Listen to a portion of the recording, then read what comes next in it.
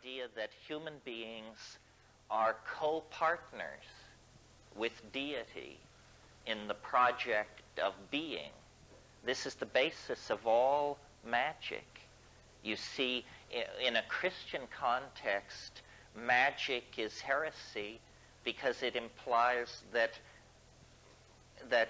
man can command God to act. In other words, that in some strange way, the magician compels nature to behave as the magician desires. In Hermeticism, it isn't so much put in terms of compel, but the idea is that humanity, human beings, men and women of great spiritual accomplishment are co-partners in the project of being, and that God, as it were, stepped off the stage of creation with it only 90% completed, and the rest is left in the hands of his brother. The Hermetica actually refers to humanity as the brother of God. So it's a completely different attitude toward being human. It's an empowering attitude. With power comes the potential to abuse power, because you're no longer a worm. You remember that image in Jonathan Edwards' sermon, Sinners in the Hands of an Angry God, where he says you're like a worm suspended over an abyss, held there only by the love of a merciful God, implying that if he weren't a merciful God, he'd just let go of your thread and you'd go down the tubes. In the Hermetic magical view, human beings are not tainted by original sin. And no ideology is without the potential of abuse. The Hermetic attitude in the Renaissance was summed up in a single aphorism by the great Renaissance Platonist Marcello Ficino. And what he said was, and I have to, there's no sexism in all of this. You just have to realize these guys were primitive types and they hadn't confronted the political issues we've confronted. So when they say man, they mean humanity. The Renaissance magical attitude is summed up in Ficino's aphorism, man is the measure of all things. And this is a double-edged sword, because in a single affirmation, you cast off the guilt trip. You cast off the view of ourselves as a flawed creature. But when you say man is the measure of all things, you could be the chairman of the board of Louisiana Pacific or Dow Chemical. This is approximately their attitude. In other words, it ain't rainforests, it's not the life of the earth, it's none of that malarkey. We are to be the measure of all things. So it has to be tempered. We'll probably end up talking a bit here about the pathological expression of the Hermetic position, which is called Faustianism. And Faustianism is where you have unbridled ego, unbridled faith in the intellect, so that you proceed forward without self-doubt. If you haven't read Faust recently, it's a surprising read. First of all, it's very funny. It's hilarious. It's funnier than any of Shakespeare's plays, I think. And the way it ends is the guy dedicates himself to land reclamation and the draining of swamps to build low-cost housing for poor people. People don't know this. They're caught up in the images of the center of the story where, magical power is running rampant. But Faust's final conclusion is that he should do some good work for the least of society and give up these Promethean and titanic dreams of the mastery of power. Well, a little bit of history about this Hermetic ideal. It's an interesting story in the light of our discussion of time yesterday. Western civilization, in a way, can be thought of as an accumulated series of misunderstandings. And one of the most severe of these misunderstandings has to do with this whole business of Hermeticism. The Renaissance really believed that Hermes Trismegistus was a great teacher of antiquity who preceded Moses, who was in time older than Moses. And they had what they called the Prisci Theologica, the three theologians, and they were Hermes Trismegistus, Moses, and Orpheus, in that order. And the reason that I say Western civilization is built on a series of misunderstandings is because they got it all wrong about Hermes Trismegistus, and there was great confusion and unhappiness in the 16th century when Marie Casaubon, who was an early philologist, attacked the dating of the Hermetic corpus and argued correctly that this could not possibly have been written in a period preceding Moses, that in fact this was post-Christian, written no earlier than the 1st century A.D. This is the equivalent of us finding out that, George Washington was alive in Greenwich Village in the 1930s or something. I mean, it was a completely mind-bending realignment of how people thought the history of the world had unfolded, because they had up to that time thought that when you studied Hermes Trismegistus, you were reading the oldest philosopher in human history. Actually, it's very late. And in a way, this is what destroyed the magical alternative. The advent of modern philology showed that these so-called ancient texts were not ancient at all. They were late Roman. They were Hellenistic. And so strongly was imprinted in the Western mind what's called, and we've talked about it here this weekend, what's called the nostalgia for paradise. In other words, the belief that the older it is, the better it is. And Guillaume Battista Vico in La Scienza Nuova laid the basis for this kind of thinking. It's called classicism in the Renaissance context.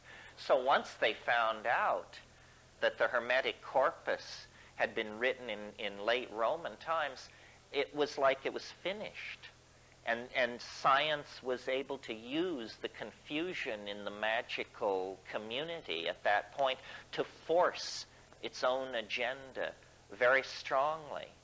And there have been numerous episodes of misplaced dating like this that have contributed to the confusion around the history of magic. For example, and I hope this doesn't bring somebody rising out of their chair in an air-clawing rave, but Rosicrucianism rests on a whole bunch of phony dates because they want to tell you that somebody named Christian Rosencrantz wrote a book called The Chemical Wedding and sealed it up in a time capsule in the 12th century, and that it was then dug up in the 15th 15th? 16th, dug up in the 16th century. But actually all these Rosicrucian documents were ponied up by people in the 16th century who had a very complicated political agenda, which we will probably discuss as part of this weekend. Hermetic philosophy is based on what is called the Hermetic corpus. This is a group of books, the most important of which is called the Asclepius. And these books, most of them, were completely lost during the Middle Ages. At the fall of the Roman Empire, copies of these Hermetic manuscripts were systematically destroyed by enthusiastic Christian barbarians. And the Hermetic manuscripts were scattered, and they only survived then in monasteries in Syria and places like that. Well, then in the Renaissance, the Council of Florence, under the patronage of the Borgias and people like that, they became there was this great interest suddenly in antiquities, because these Roman statuary and stuff was coming out of the ground. So the Council of Florence commissioned a character named Gemistus Pletho to go to Syria and bring back these manuscripts. And they established a translation commission. And they had, in manuscript, the works of Plato, the works of Hermes Trismegistus, a whole bunch of ancient literature. And to show you what the psychology of the Renaissance was, here they had Plato, which they hadn't been able to read for 1,000 years, sitting there waiting for translation. And Cosimo de' Medici said to Marcello Ficino, Plato can wait. Translate the Hermetic corpus first. And so it was done. If you're interested in Renaissance Hermeticism, you can't do better than read Dame Frances Yates' book, Giordano Bruno and the Hermetic Tradition. Well, I want to read you some of this stuff because it's very interesting, and it has a modernity that is astonishing. It's also very psychedelic. Here's a little passage on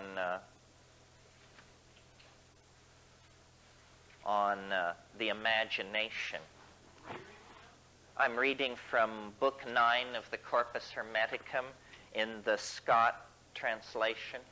This is a 4-volume set. I only brought the texts and translation volume, but if you read Greek, it's all here. If you don't, it's all here in English. But this will just give you a feeling for the approach. If then you do not make yourself equal to God, you cannot apprehend God, for like is known by like. Leap clear of all that is corporeal, and make yourself to a like expanse with that greatness which is beyond all measure. Rise above all time, and become eternal. Then you will apprehend God. Think that for you too nothing is impossible. Deem that you too are immortal, and that you are able to grasp all things in your thought, to know every craft and every science. Find your home in the haunts of every living creature. Make yourself higher than all heights and lower than all depths. Bring together in yourself all opposites of quality, heat and cold, dryness and fluidity. Think that you are everywhere at once, on land, at sea, in heaven. Think that you are not yet begotten, that you are in the womb, that you are young, that you are old, that you have died, that you are in the world beyond the grave. Grasp in your thought all this at once, all times and places, all substances and qualities and magnitudes together. Then you can apprehend God. But if you shut up your soul in your body and abase yourself and say, I know nothing, I can do nothing, I am afraid of earth and sea, I cannot mount to heaven, I know not what I was, nor what I shall be, then what have you to do with God? Your thought can grasp nothing evil and good if you cleave to the body and are evil. Interesting.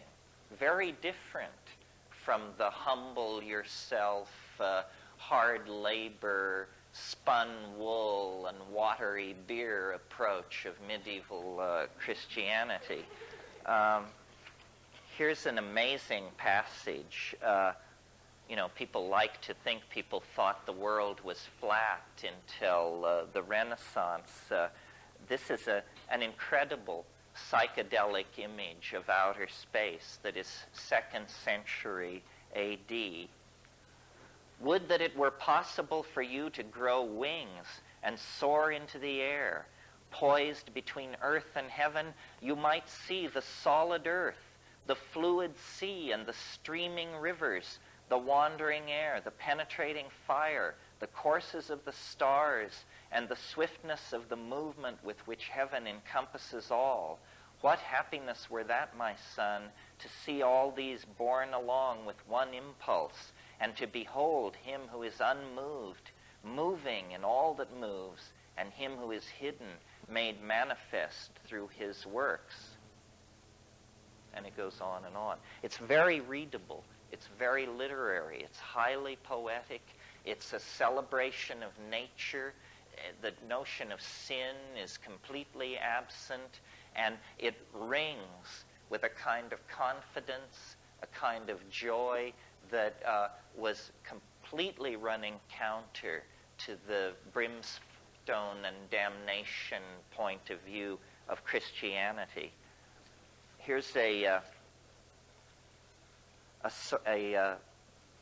me, a psychedelic passage. But he who presents all things to us through our senses, and thereby manifests himself through all things and in all things, and especially to those to whom he wills to manifest himself. Begin then, my son Tot, with a prayer to the Lord and Father, who alone is good. Pray that you may find favor with him, and that one ray of him, if only one, may flash into your mind, so that you may have power to grasp in thought that mighty being. For thought alone can see that which is hidden, inasmuch as thought itself is hidden from sight. And if even the thought which is within you is hidden from your sight, how can he, being in himself, be manifest to you through your bodily eyes? But if you have power to see with the eyes of the mind, then, my son, he will manifest himself to you. For the Lord manifests himself ungrudgingly through all the universe, and you can behold God's image with your eyes and lay hold on it with your hands. If you wish to see him, think on the sun, think on the course of the moon, think on the order of the stars. Who is it that maintains that order? The sun is the greatest of the gods in heaven. To him, as to their king and overlord, and all the kings of heaven yield place. And yet this mighty God, greater than earth and sea, submits to having smaller stars circling above him. Who is it then, my son, that he always obeys with reverence and awe? Each of these stars, too, is confined by measured limits and has an appointed space to range in. Why do not all the stars in heaven run like and equal courses? Who is it that is assigned to each its place and marked out for each the extent of its course? And so forth. So it's a nature-oriented, celebratory. It glories in the exercise of the mind. It is not doctrinal. It is not pietistic. It is magical, psychedelic, expansive. And I'm not implying that they used psychedelic substances. The evidence for that is incredibly murky and hard to get at, and probably they didn't. I mean, one of the real tragedies of Western history is that Western Europe is so poor in psychoactive plants. I mean, had Western Europe stayed in touch with the mystery religions of ancient Greece, Christianity would never have been able to force its agenda to the degree that it did. I think you can make an argument that there were psychedelic mysteries in Europe, probably up until the time of the fall of Eleusis. Hermeticism is only one heterodox strain among many that were in existence in Europe in the late Roman period, and that then partially survived into the Dark Ages. I mean, you have Neoplatonism, which is a group of philosophers in the 3rd and 4th century, who Plotinus, Porphyry, Proclus, and that crowd, and they took Plato, the late Plato, and contorted that into a mystical doctrine of emanation. They were what are called emanationists. What this means is you start with, it's either called the One or the Unnameable or Brahman, Atman, or something like that, and then you have a series of declensions into more and more material and more multiplistic expressions of being.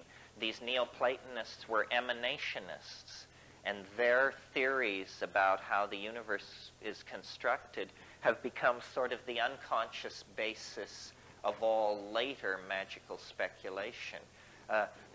They are the people who brought the angels into the picture so intensely, because they were trying to create a descending hierarchy of being from the most high down to the most low.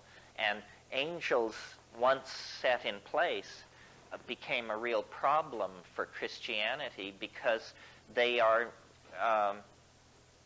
not very easy to distinguish from the old stellar demons of paganism.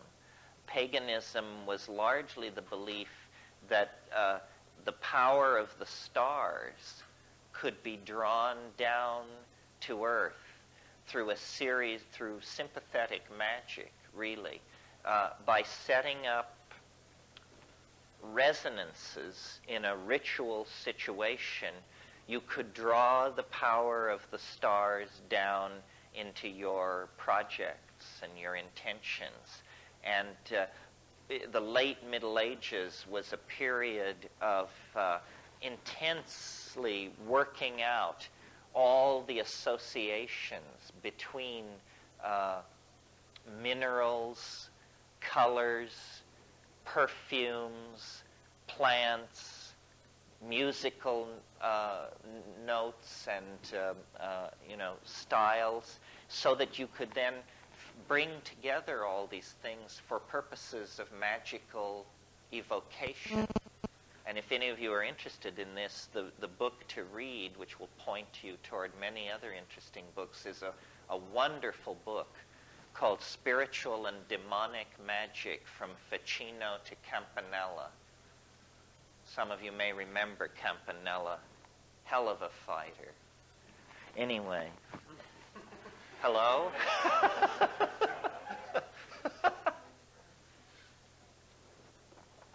And in the Renaissance, over a period of about 3 generations, this became a real problem, because what starts out as angel magic ends up as out-and-out demonic conjuration. Something which I've noticed my 14-year-old son has an incredibly unhealthy interest in, which I did as well at his age. I hope it's not the family curse coming back.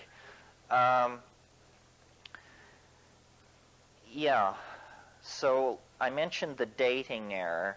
It was Lactantius, who was one of the fathers of the early church, one of the patristic writers. That's that generation of theologians that followed Christ, who canonized the the Christian religion, and he placed Hermes Trismegistus as older than Moses, older than Pythagoras, older than Plato, and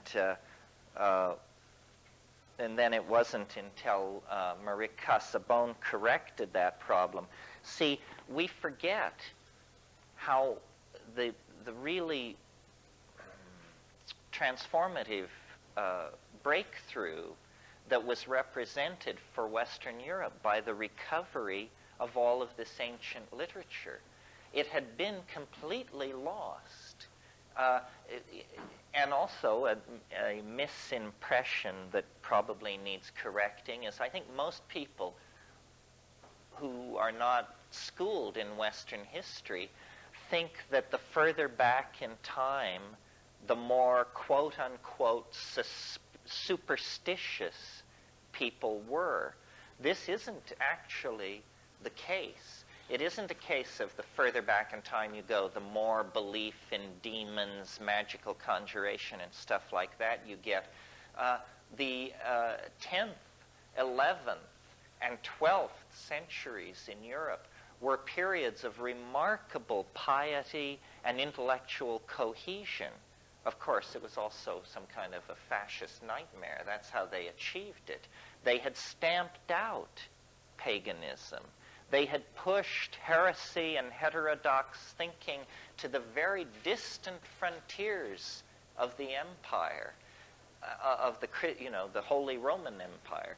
And people were not superstitious, and people were not obsessed with horoscopes and conjuration and this sort of thing. Where that all began was, where it reached its culmination is in the 16th century. The 16th century, the 1500s, it was the most magical, obsessed century in the last 10.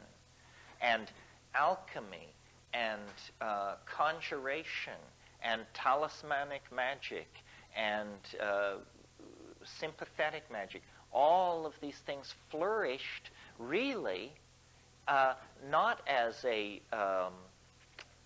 throwback, but as a kind of prelude to modern science. Modern science is an incredibly demonic enterprise. And we will see, as we discuss this stuff, that in a curious and rarely discussed way, the program, the agenda of magical dissidents in Europe have been entirely achieved by the forces of what we call modernity. It's simply that it has been done in an entirely secular metaphor. I mean, if you take even the trivial belief about alchemists, that they were concerned with changing lead into gold. And of course, that isn't what it was about, but there were plenty of con artists running around on the periphery of these deeper scenes who were claiming they could change lead into gold. Well, in the 20th century, we routinely change lead to gold. You do it with neutron bombardment in particle accelerators. And of course, it costs far more to do it than the worth of the gold that you get out.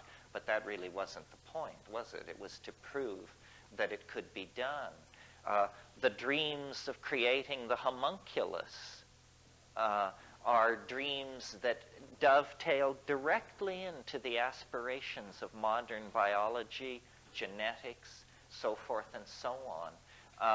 The great chain of being of Aristotle is animated, given a dimension of motion, and lo and behold, it becomes the Darwin-Wallace theory of evolution.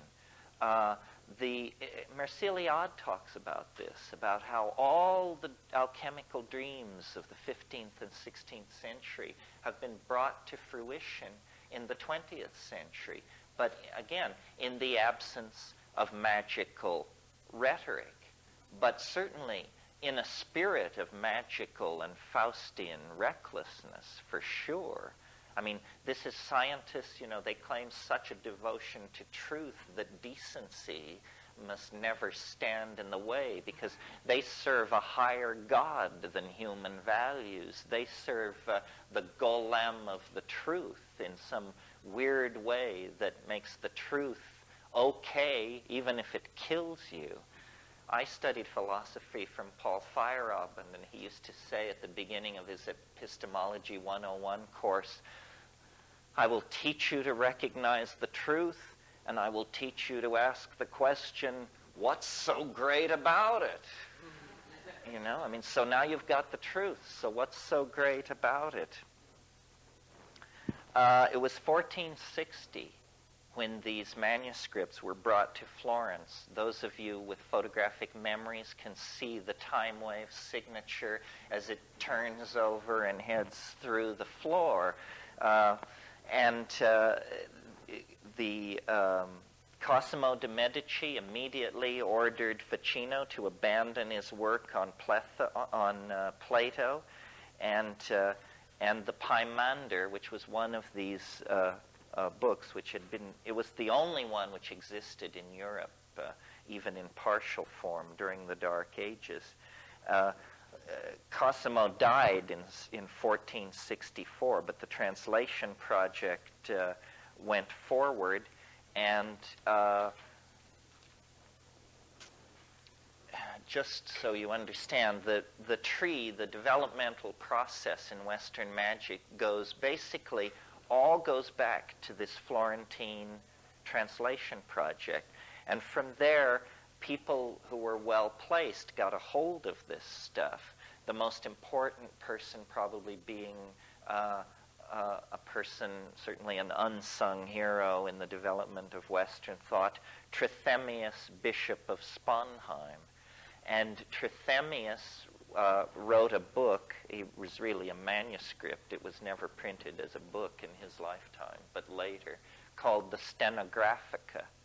And in it, he put forth many of these magical doctrines and also encryption methods for code making and breaking, so that this stuff could be circulated under the eyes of the clergy without causing a problem. And then the development of Western magic splits into two strains. The Bruno strain, Giordano Bruno. I understand he's running for President of the United States this year. Giordano Bruno and his school, he was a Franciscan monk who ended up being burned at the stake. His sin for which he was burned at the stake was he was sitting on a rooftop of one of these Italian city-states one evening, presumably smoking some pretty decent boo that they'd brought in from North Africa. And he was looking at the stars, and it occurred to him, these things are suns. These little points of light are like the sun. Jesus Christ! And in a single moment, the universe became infinite. And he said, if these are suns, and he just, his mind was boggled, literally. I mean, can you imagine inside the medieval worldview where they have these concentric shells of angels and demons and all this? Suddenly, this guy gets it in a single moment, and he sees that the universe is infinite, and he begins to say so. And this is against Aristotle. And the church just goes nuts, and they drive him out of Italy, and he has a whole bunch of adventures in England and other places. Eventually, he makes the mistake of coming back to a place in northern Italy where he's betrayed by his patron, and he's burned at the stake for a point of view which all of us take quite for granted. The other strain of magic coming down from Trithemius is the D strain. And it is a bit more accessible to people like ourselves because John Dee was an Englishman, and he wrote in English. And so you don't have to conquer 16th century Italian or late Latin in order to read him, although he wrote a lot in Latin as well.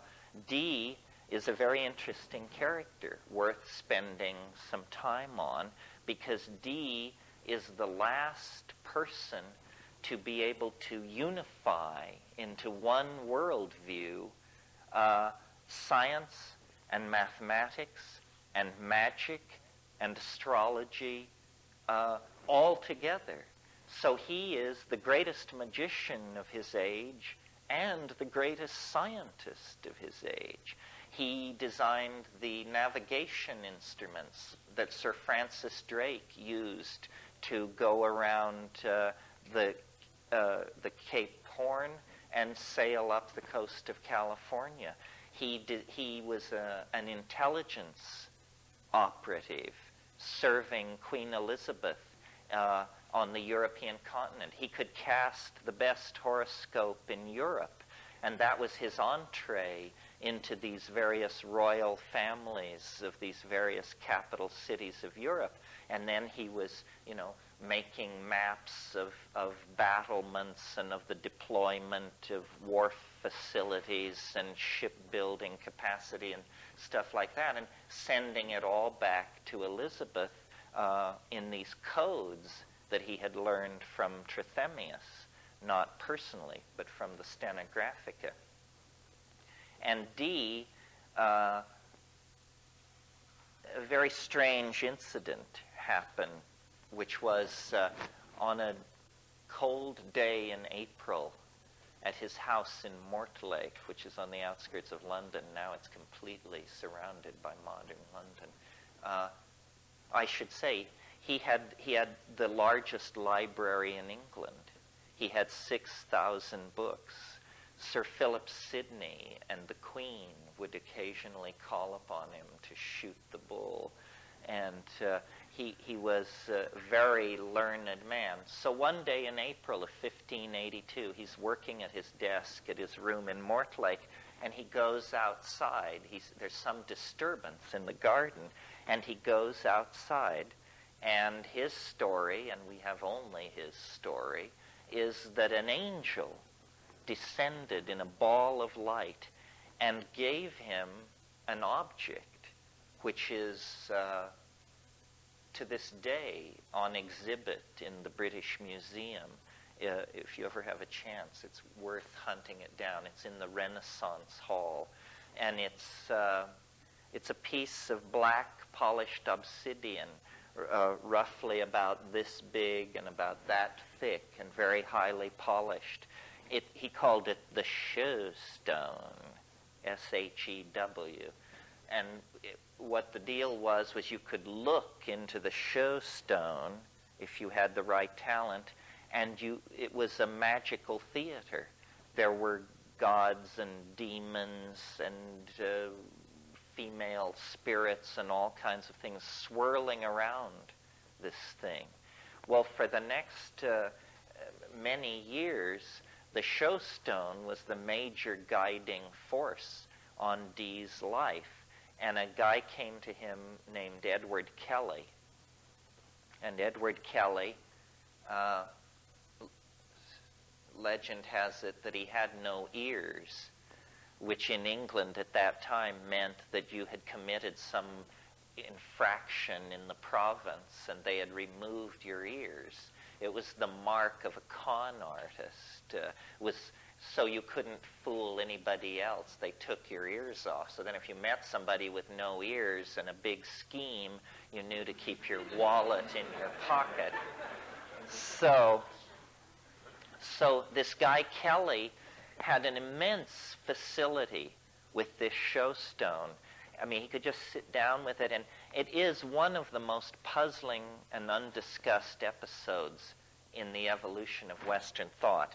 The straight people just say, whoa, this is a bunch of crap, this guy Kelly. First of all, Dee was married to a much younger woman named Anne Dee, and at one point in the 10 years or so that Dee and Kelly were together, the angels of the Shew Stone gave very explicit instruction. If he was a con artist, he must have been a con artist of immense cleverness, because often the way the D-angels would work is they would deliver very, very long messages in Latin backwards.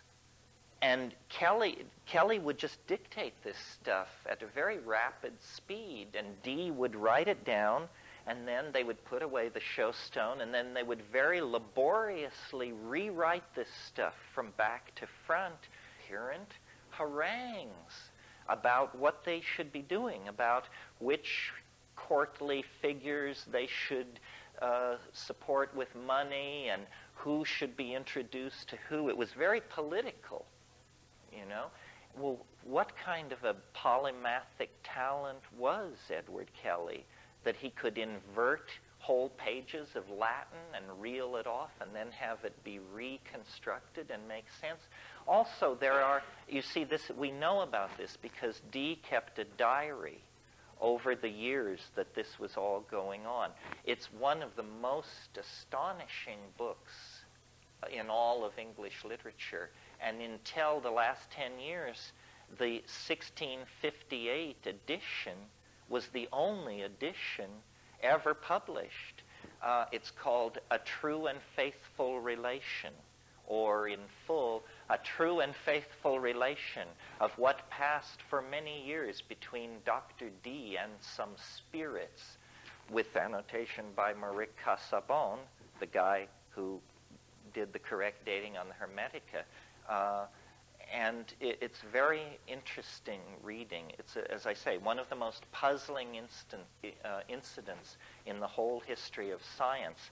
What Dee was doing was eventually he came to rest at the court of Rudolph II, Rudolph I of Bohemia, who ruled from Prague. Now, you have to understand, is that a handout? Yeah. Is there evidence of drug use by Dee? Not strong enough to warrant any getting thrilled about it. The great awareness of drug use came slightly later, and strangely enough, the drug was opium. It's interesting, the history of opium. You know, we think of opium and its derivatives, junk and heroin, as just the lowest, well, maybe crack is now the lowest of the low, but anyway, it's a real scuzzball drug according to most people's opinion. But did you know that they had been using opium for 3,000 years before anybody noticed that it was an addicting drug? It was not ever noted that opium was addicting until 1611, when John Playfair, a very famous English physician, wrote a book in which he commented on opium and said, once one has begun the habit of opium, it must be maintained unto death. In the 30 years after Dee, there was a great Hermeticist and alchemical thinker named Paracelsus, who arose on the European continent. Paracelsus is an interesting guy. He's essentially the inventor of drugs, because he was the first person to extract herbs and to get this notion of the essence, that if you have a medicinal plant, then there's something in there which you want to get out and concentrate. He called his school of alchemy iatrochemistry, the doctor's chemistry, and he invented pills of the ordinary sort, and